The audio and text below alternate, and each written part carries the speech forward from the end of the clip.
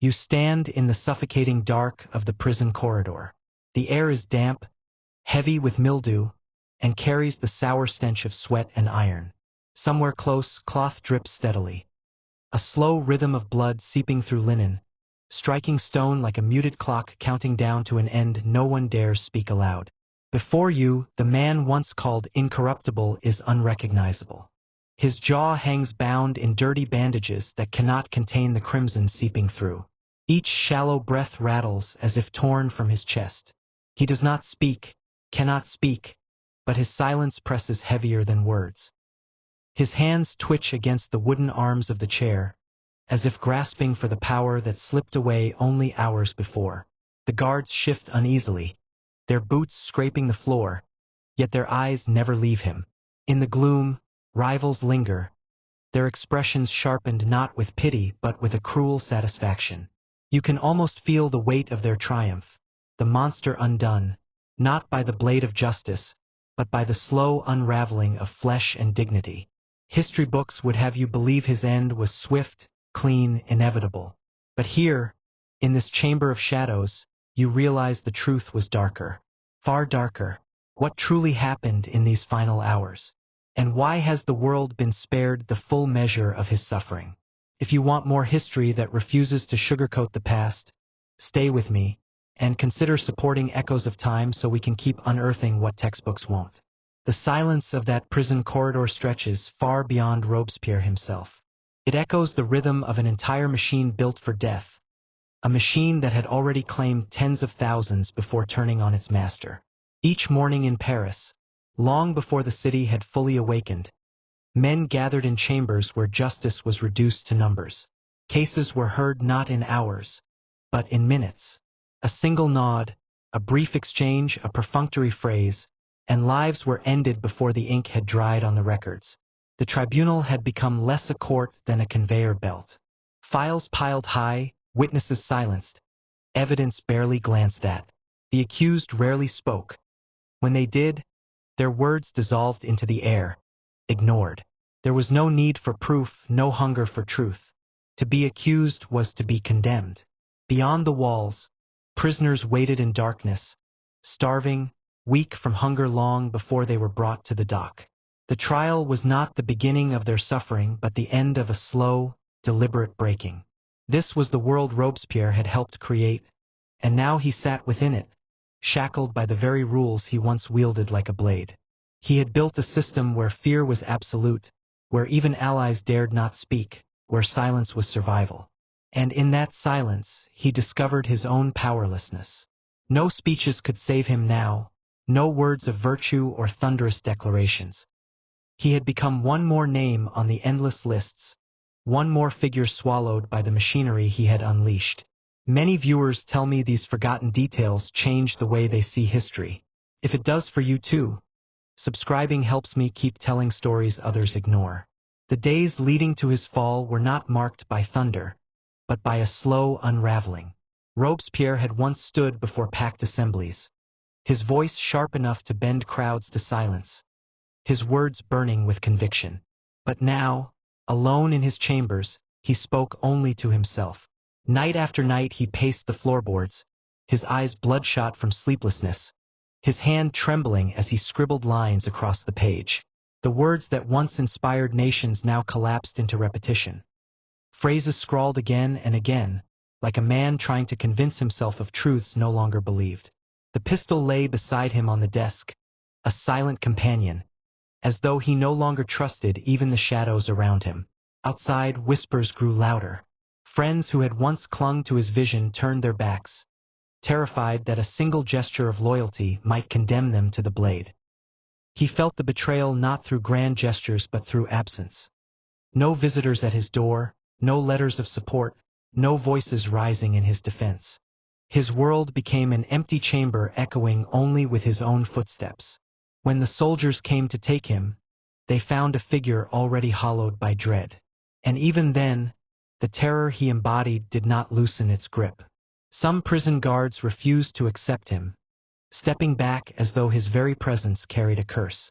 To admit Robespierre within their walls was to risk being dragged down with him, and so doors slammed shut, leaving him shuffled from place to place, a man rejected by his own revolution. He had once preached of virtue as if it were unbreakable, a guiding flame that could never dim. Now he sat cloaked in silence, surrounded not by the roar of approval but by the fearful quiet of men who dared not even look into his eyes. Virtue had become loneliness, and conviction had rotted into paranoia. This is where most documentaries cut away, but Echoes of Time is about giving you the unfiltered picture. Support if you think history deserves to be told honestly. The night of his downfall did not bring the swift release of death. When the soldiers forced their way inside, chaos erupted. A pistol fired, and in an instant the voice that had commanded France was silenced. The bullet tore through his jaw, shattering bone, ripping flesh, leaving him gasping in a grotesque half-death. He did not collapse into nothingness. He remained conscious, trapped inside a body that could no longer form words, drowning slowly in his own blood. They bound his face with linen, but the cloth only absorbed the crimson that poured from his wound. Every breath was a labor, every exhale a gurgle. His enemies looked upon him and saw not a man, but a spectacle, a broken idol who could no longer speak his sermons of virtue. Some accounts say that even in this state he was mocked, paraded as though his suffering were a carnival display. Others describe fellow prisoners turning away in disgust, unable to watch the once unshakable figure reduced to pitiful silence. The hours stretched endlessly. He sat upright, unable to rest, condemned to feel the weight of time pressing down upon him. The guillotine was only steps away in his mind, yet it withheld its blade, forcing him to endure. 14 hours of waiting, not in hope, but in the torment of certainty. The death he had dealt to so many now circled him slowly, savoring its revenge. This torment is often brushed aside in history books, reduced to a sentence, a footnote. But in that long night, Robespierre was no executioner, no leader, no revolutionary. He was a man stripped of voice, dignity, and mercy, living in the shadow of a blade that would not fall soon enough. If this is the kind of history you wish more people talked about, subscribing tells me to keep digging deeper. When dawn broke, he was dragged from his chair of torment and forced into the waiting cart. His jaw was still bound, his body slumped, but his eyes remained open. Paris had come to witness the fall of its tyrant. The streets were swollen with people, not out of solemnity, but hunger for spectacle. Women leaned from windows and spat as the cart passed. Children hurled stones at his broken body, laughing as if they were striking down a monster from a story told to frighten them. Men who had once cheered his speeches now shouted curses, their voices sharp with betrayal. This was no simple march to the scaffold. It was a procession designed to humiliate, to grind away the last fragments of dignity. Each turn of the wheels seemed slower than the last, as though the city itself was determined to stretch his suffering. The crowd pressed in close, thousands upon thousands, their heat rising into the air like the breath of a furnace. Some accounts describe the scent of sweat and gunpowder hanging over the mob, a heavy, choking reminder of the violence that had consumed the revolution. And yet, amidst the roar of insults, there were moments when silence fell, when his gaze, hollow and bloodied, met the eyes of those watching.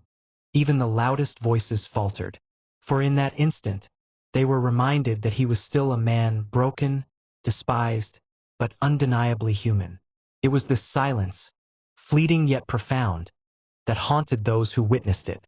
The cart rolled on, every jolt a fresh agony, every cheer a reminder that the revolution had turned devourer.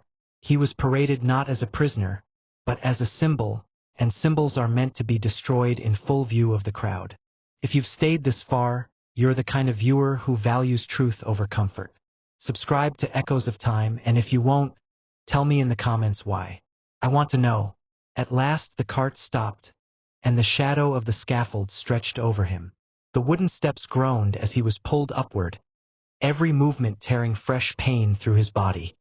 His head hung low, the bandages still clinging to the ruin of his jaw. The crowd surged forward, pressed against one another, a living wall of eyes. Nearly 200,000 people had gathered, not to mourn, but to feast upon the sight of a man stripped bare of power. The executioner moved to prepare him, hands steady, face unreadable. With one swift motion he reached for the linen, and in that moment the world seemed to hold its breath. The cloth, soaked through with blood, was wrenched away. It tore at the wound, ripping open the fragile crust of flesh that had barely begun to close. And then it came, the sound that history books try to soften, the sound that could not be ignored. A scream, raw and inhuman, ripped from what was left of his throat. The air itself seemed to shudder. The mob, wild with rage only moments before, fell into a stunned silence. For a heartbeat, Paris was mute. Then the roar returned, a tidal wave of noise that swallowed his agony, turning it into a spectacle, a performance for the masses. Yet those who stood close enough never forgot the first silence, the awful stillness that proved the scream had reached them in a place deeper than fury. Why do so many accounts rush past this instant? Perhaps because it was too grotesque, too vivid, too human. To record it honestly would mean admitting that beneath the mask of tyrant and zealot, Robespierre had been reduced to nothing more than a man in pain, a man undone before the eyes of a nation.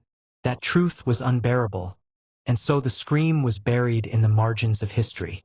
The blade fell, and with it the terror seemed to exhale. His body was gone, but what followed was more haunting than the execution itself. Paris awoke the next morning to a silence it had not known for years. No carts rattled across the cobblestones to carry the condemned. No tribunal assembled to deliver its hurried judgments.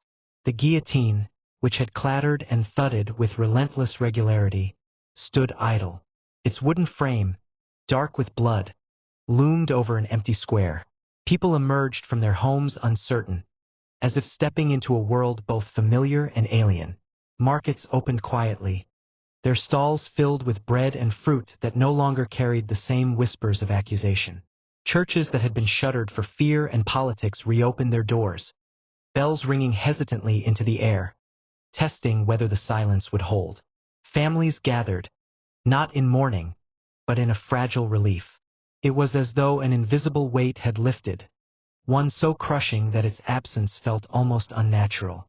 The machine of terror, which had seemed unstoppable, collapsed not through a gradual decline but in a single night.